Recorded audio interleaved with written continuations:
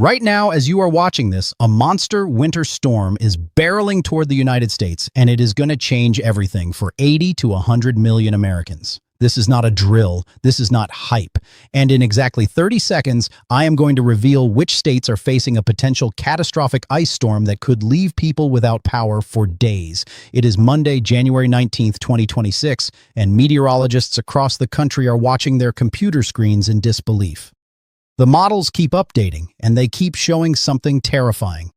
A winter storm so massive, so complex that it stretches from Texas all the way to New England. But here is what nobody is talking about yet, and this is your 30-second reward. The most dangerous part of this storm is not the snow, it is the ice. And some cities in the southern United States are about to face freezing rain accumulations that we have not seen in over a decade. Let me be crystal clear about what we are looking at. Confidence is increasing every single hour. This is not a maybe situation anymore. This is happening. The question is not if you will be impacted.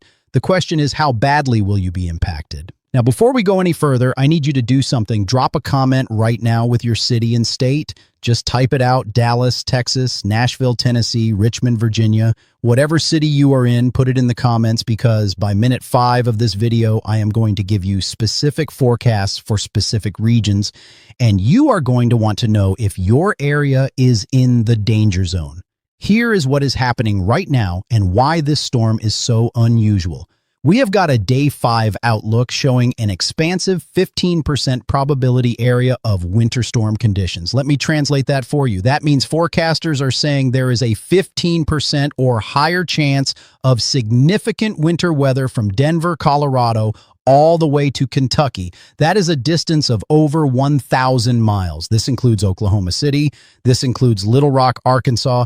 This includes Memphis, Tennessee. This includes Nashville. Most of Kentucky is under this threat, but wait, it gets worse. As we move into Saturday and Sunday, that threat zone shifts east and expands dramatically. We are now looking at an area from northeast Texas and Louisiana, sweeping up through the Tennessee and Ohio valleys, slamming into the mid-Atlantic, and even reaching portions of New England. That is 80 to 100 million people potentially affected. Think about that number for a second. 100 million people. That is nearly 1/3 of the entire United States population. Now, here is the twist that is keeping meteorologists up at night. This is not going to be a simple snowstorm. Oh no, this is going to be what we call a transition zone event. And those are the absolute worst. Let me explain why. Right now, there is already cold air in place across the central United States. More cold air is coming down from Canada. But then this storm system is going to start pulling up very warm, moist air from the Gulf of Mexico.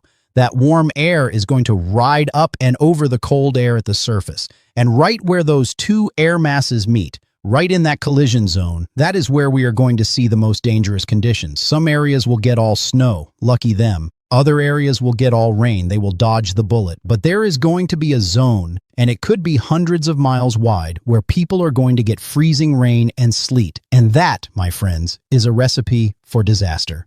Here is something most people do not understand about ice storms. A 1/4 inch of ice can snap tree branches. 1/2 inch of ice can bring down power lines. 3/4 of an inch to 1 inch of ice can cause catastrophic damage. We are talking about trees crashing through roofs. We are talking about power outages that last for a week or more.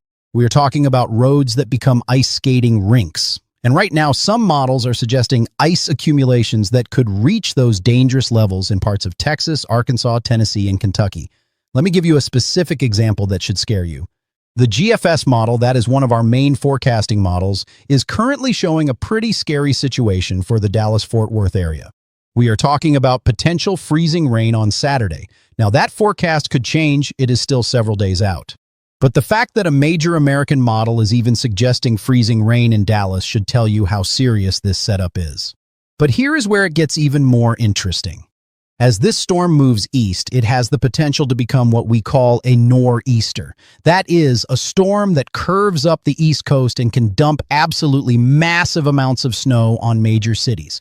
Right now, the national blend of models, that is where we take the European model, the American GFS model, the Canadian model, and we average them all together. It is painting a bullseye over Virginia. We are talking about the potential for over 1 foot of snow in Richmond, Virginia. Some individual model runs are showing close to 2 feet of snow in parts of Virginia, Maryland, and Delaware. 2 feet of snow in Richmond, Virginia. Let that sink in. Now, I want to pause here and address something important. I am not trying to scare you. I am trying to prepare you. There is a big difference. Fear paralyzes people. Preparation empowers people. So everything I am telling you right now is designed to give you the information you need to make smart decisions over the next few days.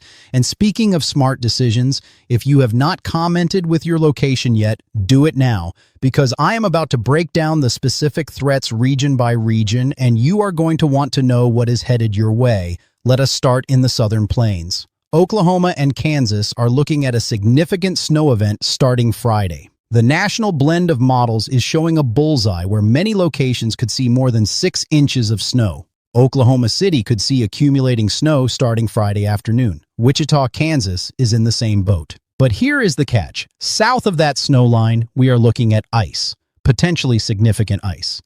Now let us move to Texas. This is where things get really dicey. The GFS model is showing freezing rain potentially as far south as Austin and San Antonio on Saturday. Now, I have been tracking winter storms for a long time, and let me tell you, when we start talking about freezing rain in central Texas, that is a big deal. These are cities that do not have the infrastructure to deal with ice. They do not have the salt trucks. They do not have the sand. They do not have the experience, and that makes the situation even more dangerous.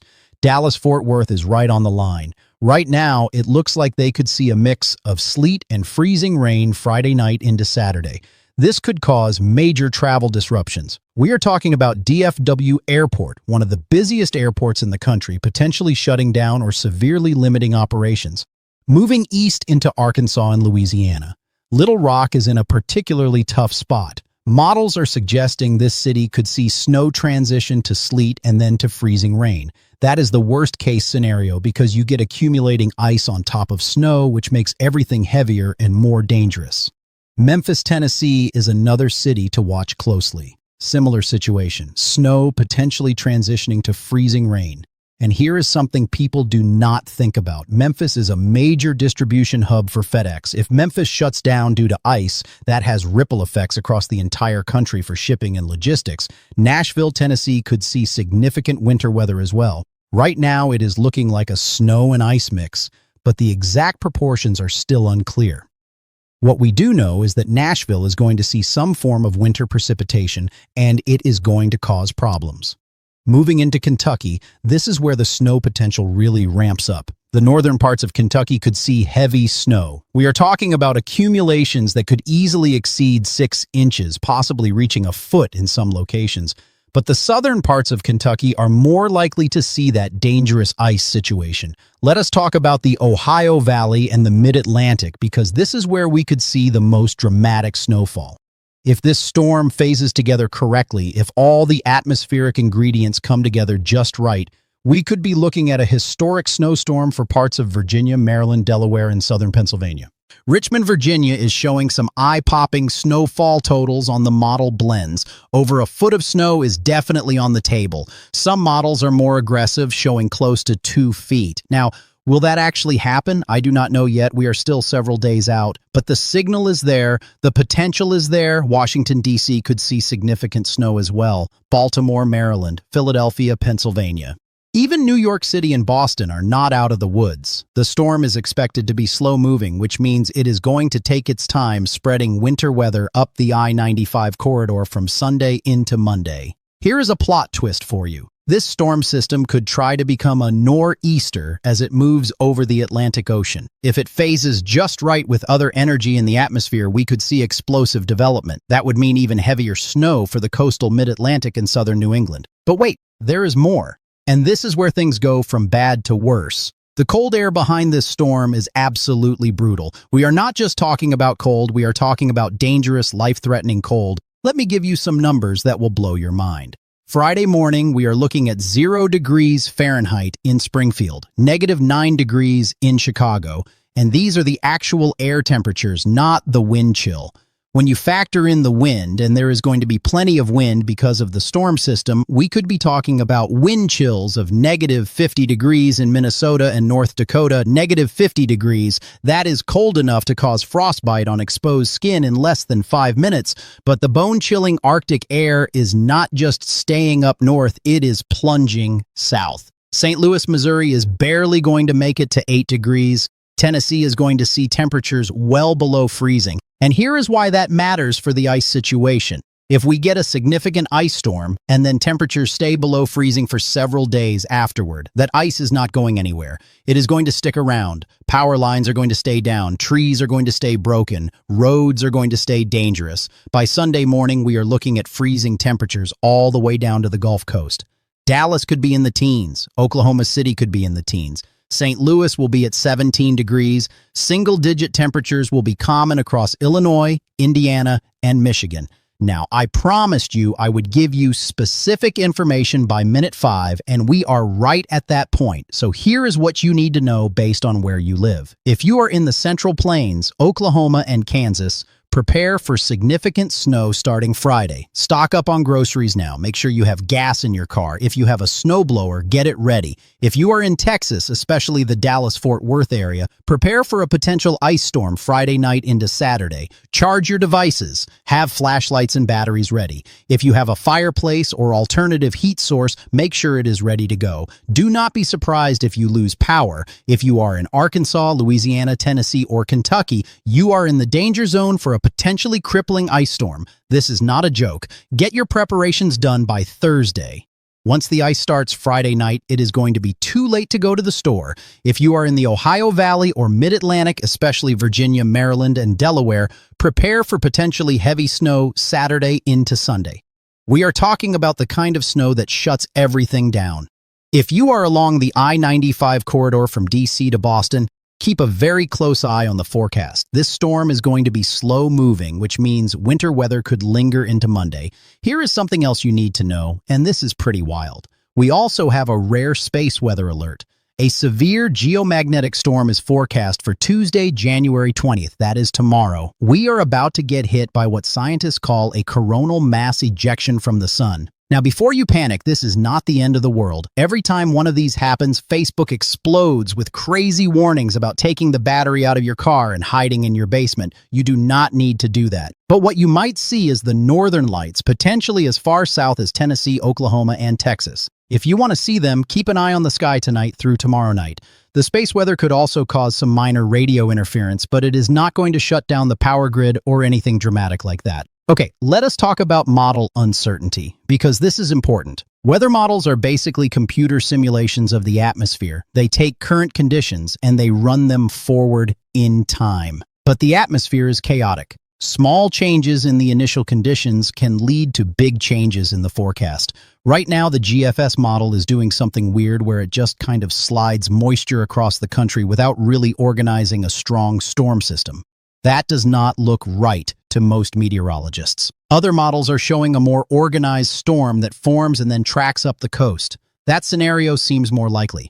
The point is, this forecast is going to change. It is going to flip-flop. New model runs will come out every 6 hours, and each one might show something slightly different. That is normal. That is expected. What is not changing is the overall pattern. Cold air, check. Moisture, check. Storm system, check.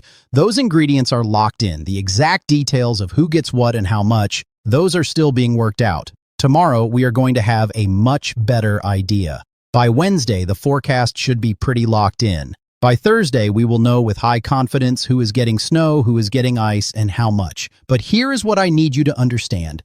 Just because the forecast might change does not mean you should wait to prepare.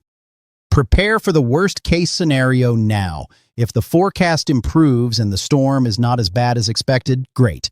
You will have some extra groceries and some peace of mind. But if you wait and the forecast gets worse, you are going to be stuck in a mad rush with everyone else trying to get supplies at the last minute. Let me give you a practical preparation checklist. Make sure you have at least 3 days worth of food that does not require cooking. Stock up on water, get batteries and flashlights, charge all your devices, fill up your car with gas. If you take medications, make sure you have enough. Bring pets inside. If you have livestock, make sure they have shelter and access to unfrozen water. For those in the ice zone, consider filling your bathtub with water before the storm hits. If you lose power, you will lose your well pump if you are on well water. Having extra water for flushing toilets is a good idea. If you have a generator, make sure it is working and you have fuel. Never run a generator inside your house or garage. Carbon monoxide poisoning kills people every single winter storm. Here is something most people do not think about. If your area gets hit with significant ice and you lose power, how are you going to stay warm? Do you have a fireplace? Do you have a wood stove? Do you have extra blankets? Dress in layers. Stay in one room to conserve heat. Do not use your oven or stove to heat your home. That is dangerous. Now let us talk about travel. If you have travel plans this weekend, you need to seriously reconsider them. This storm is going to make travel extremely dangerous, if not impossible, across a huge section of the country. Airlines are already watching this system closely. Do not be surprised if we see massive flight cancellations Friday through Monday. If you absolutely must travel, leave early. Do not wait until the storm is already moving in. And if you are going to be driving, make sure you have an emergency kit in your car. Blankets, water, snacks, a flashlight, a first aid kit, a phone charger. If you get stranded, you need to be able to survive until help arrives. Here is a sobering statistic. Most deaths during winter storms do not happen during the storm itself. They happen in the aftermath. Heart attacks from shoveling snow, carbon monoxide poisoning from improper generator use, hypothermia from homes without heat, car accidents on icy roads after the storm has passed. Do not let your guard down just because the snow or ice has stopped falling. Let me tell you about a winter storm that hit the South back in 2000. It was called the Ice Storm of 2000, and it absolutely crippled parts of Arkansas and Tennessee. Some areas had ice accumulations of 2 to 3 inches. Trees were down everywhere. Power lines were destroyed. Some people were without power for 2 weeks. 2 weeks, in the middle of winter, with no heat. It was a humanitarian crisis. That is the kind of potential we are looking at here if the ice scenario plays out in the South. These are areas that do not have the infrastructure to deal with ice. When you get significant ice in the South, the damage is catastrophic. All right, here is another twist. Some models are showing this storm tapping into Atlantic moisture and really exploding as it moves up the coast. If that happens, coastal flooding could become an issue for areas like New Jersey, Delaware, and Maryland. Strong winds could push ocean water inland, especially during high tide cycles. This is on top of the snow, so you could have coastal areas dealing with flooding and snow at the same time. That is a nightmare scenario for emergency management. Now, I want to address something. Some of you watching this might be thinking, why should I trust this forecast? Weather forecasters are wrong all the time. And look, that is a fair point. Weather forecasting is not perfect, but it has gotten a lot better. And when you have multiple models, multiple forecasting agencies, all pointing toward the same general outcome, you need to pay attention.